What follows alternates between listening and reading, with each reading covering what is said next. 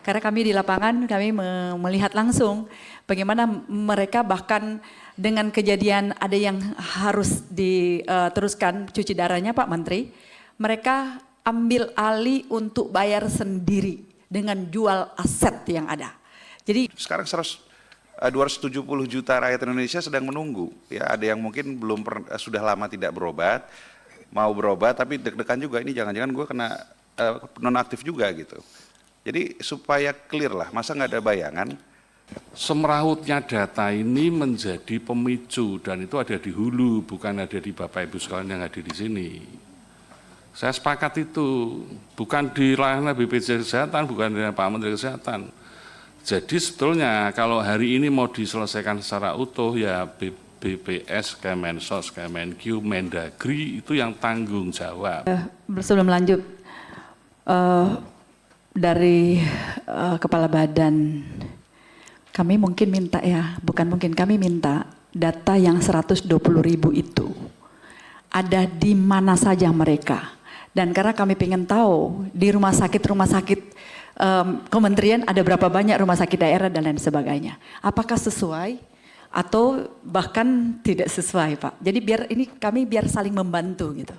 Karena kami di lapangan, kami melihat langsung bagaimana mereka bahkan dengan kejadian ada yang harus diteruskan cuci darahnya Pak Menteri, mereka ambil alih untuk bayar sendiri dengan jual aset yang ada. Jadi ini juga menjadi penting bagi kami untuk meminta data 120.000 itu ada di kabupaten kota mana di 514 kabupaten. Mungkin itu yang menjadi penting bagi kami. Mungkin sebentar. Ibu Ketua izin ya, tambahan. Silakan. Ya, memang bukan ranahnya Pak Menkes ya, tapi karena mewakili pemerintah mungkin bisa sekaligus dijelaskan. Ini supaya masyarakat juga lebih paham. Desil 1 sampai 10 itu definisinya apa sih Pak? Ya, artinya penghasilan berapa? Masyarakat itu penghasilan berapa yang dikategorikan desil 5, desil 6, ya, sehingga tidak lagi mendapatkan bantuan dari pemerintah. Ya Pak Menteri, ini perlu dijelaskan supaya juga masyarakat tahu. Karena ini live, jadi mereka tahu mereka ada di golongan yang mana. Kami persilakan Pak Menteri bisa menjelaskan desil 1 sampai 10 dengan apa yang disampaikan oleh Pak Wakil Ketua. Kami persilakan. Jadi memang saya mohon maaf, saya kasih kualifikasi dulu di depan ya Bapak Ibu ya. Ini pemahaman saya pribadi, karena saya kebetulan kerja di perbankan. Jadi pernah belajar sedikit mengenai Gini coefficient dan angka-angka. Otomatis apa informasi saya ini memang perlu direkonfirmasi kembali oleh teman-teman yang paling tepat Biro Pusat Statistik. Jadi Bapak Ibu kan bisa mengundang antar lembaga juga untuk dengar pendapat kan. Yang paling tahu tepat adalah Biro Pusat Statistik. Tapi kira-kira gini Bapak Ibu ya. Itu ada 2 chart, satu adalah pendapatan, satu adalah jumlah penduduk ya. Desil ini adalah jumlah penduduk dibagi rata. Jadi desil 1 ya harusnya 28 juta, desil 2 28 juta, desil 3 28 juta, 28 juta sampai ke 280 juta. Nah kemudian itu income-nya dibagi. Ya. Jadi bisa jadi nih Bapak Ibu, sepemahaman saya, desil 1 misalnya, yang penting ditanya adalah, which is saya nggak tahu informasinya, rata-rata income desil 1 berapa? Bisa per jadi, tahun kan Pak? Per tahun, ya. Ini per kapita ya. Bisa jadi rata-rata income per kapita desil 1 misalnya ya, 500.000. Desil 2 bisa jadi 750.000 Bu. Per bulan. Ini aku terusin dulu ya Pak. Ini pemahaman saya, desil 3 bisa 900.000, terus naik even desil 10 Bu.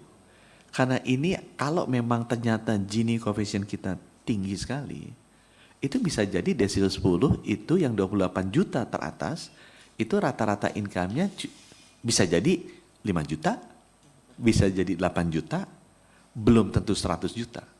Tergantung berapa besar gap antara pendapatan terendah di desil 10 dengan pendapatan tertinggi di desil 10. Jadi kalau menjawab Pak Charles, saya mengerti arah pertanyaan Bapak kemana.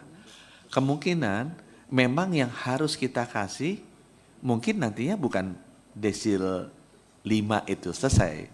Mungkin ada orang di desil 6, desil 7 yang masih pendapatannya rendah.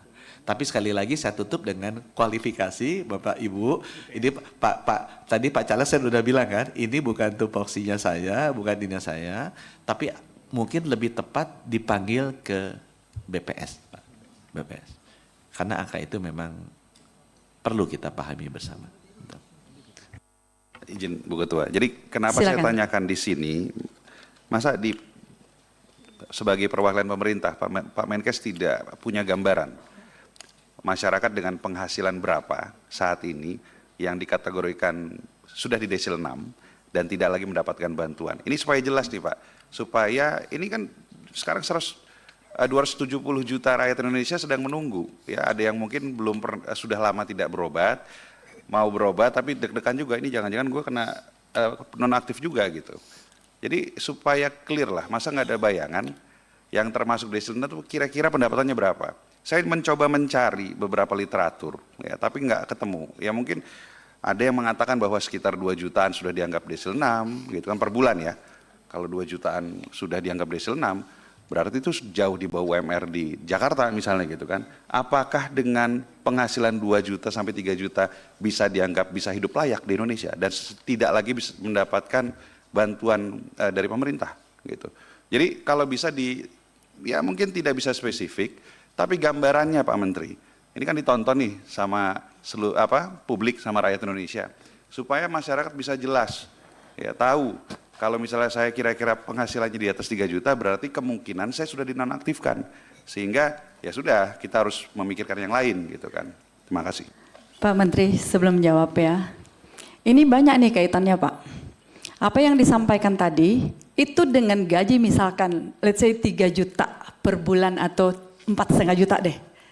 Ini kan bukan sendiri Pak, dia ada keluarga, ada istri, ada anak-anak.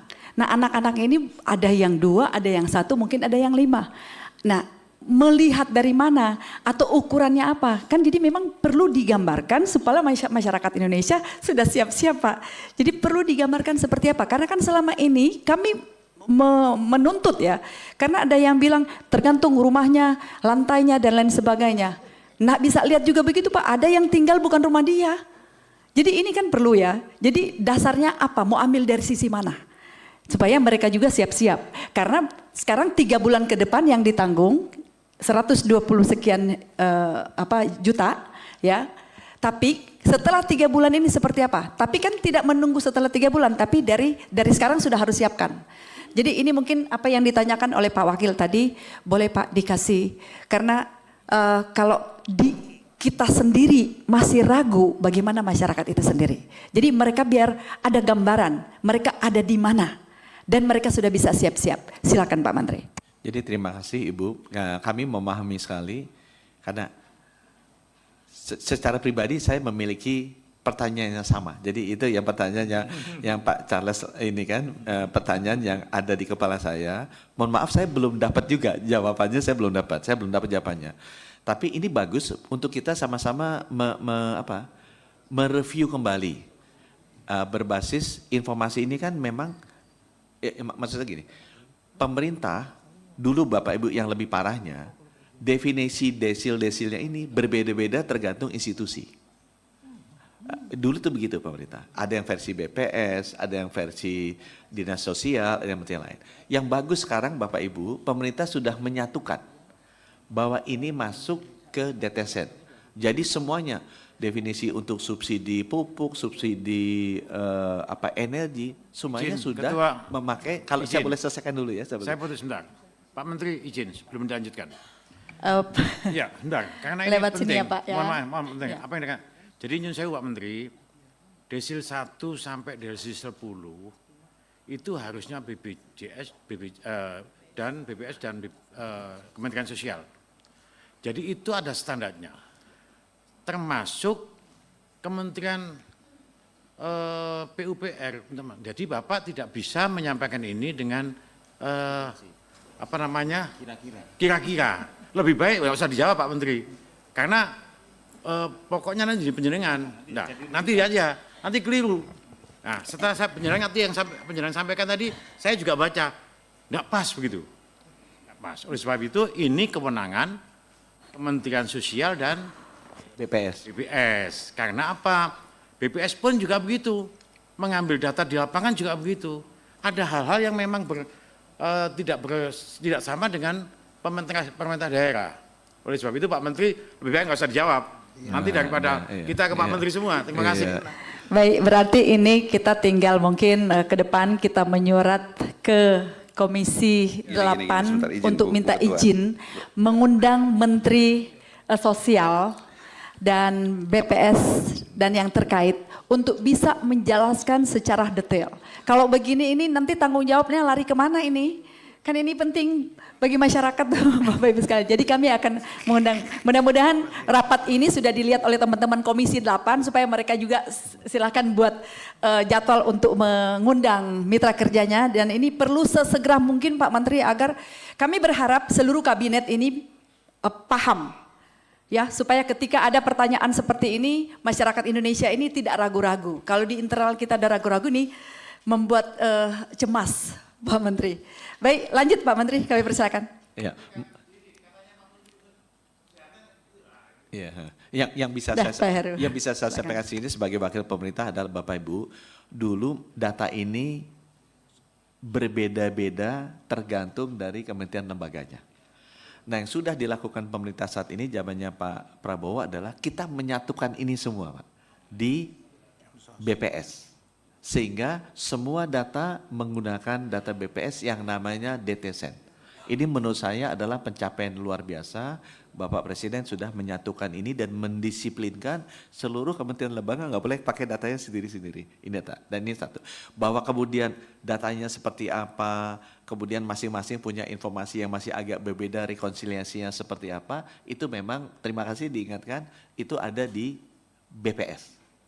Nah, BPS nanti Kementerian Sosial ambil, Kementerian Pertanian ambil, Kementerian SDM untuk subsidi energi ambil, memang lebih tepatnya ada di BPS. Jadi terima kasih sudah diingatkan, mohon maaf Pak Charles, Ibu Feli kalau ada yang kurang pendapatnya karena lebih benar begitu. Nanti saya takutnya juga salah saya jawab, lebih tepat diundang BPS seperti yang tadi Ibu Ketua sampaikan. Terima kasih. Ya. Jadi Baik, lanjut Pak. Disepakati kalau Pak Menteri selesai, karena Pak Menteri ada kegiatan kita boleh merespon kan. Iya.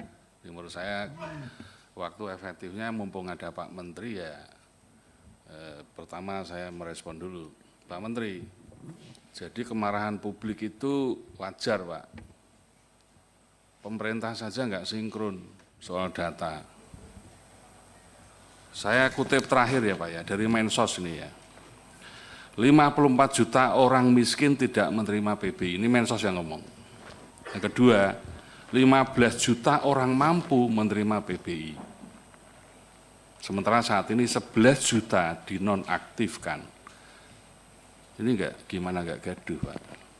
Menteri Keuangan, 41% penerima PBI tidak layak. Semerawutnya data ini menjadi pemicu dan itu ada di hulu, bukan ada di Bapak Ibu sekalian yang ada di sini. Saya sepakat itu, bukan di ranah BPJS Kesehatan, bukan di Pak Menteri Kesehatan. Jadi sebetulnya kalau hari ini mau diselesaikan secara utuh ya BPS, Kemensos, Kemenkyu, Mendagri itu yang tanggung jawab. Ini loh Pak sumber kegaduhan Pak. Dan ini dari dulu nggak pernah selesai. 2021 Pak, rapat sampai subuh di Komisi 9, waktu itu 27 juta kita minta cleansing. 2021, jadi komitmen Komisi 9 ini ngawal JKN ini nggak main-main. 2025 kemarin 7,2 juta data di nonaktifkan gaduh, sekarang tambah lagi 11 juta. Gimana enggak gaduh Pak? Dan ini menyangkut orang miskin, Bapak Ibu harus tahu, orang miskin itu konstitusinya jelas. Undang-Undang Dasar mengatakan bahwa kesehatan hak rakyat semua harus memperoleh akses. Yang kedua, seluruh penduduk wajib menjadi peserta BPJS. Yang ketiga, orang miskin ditanggung negara.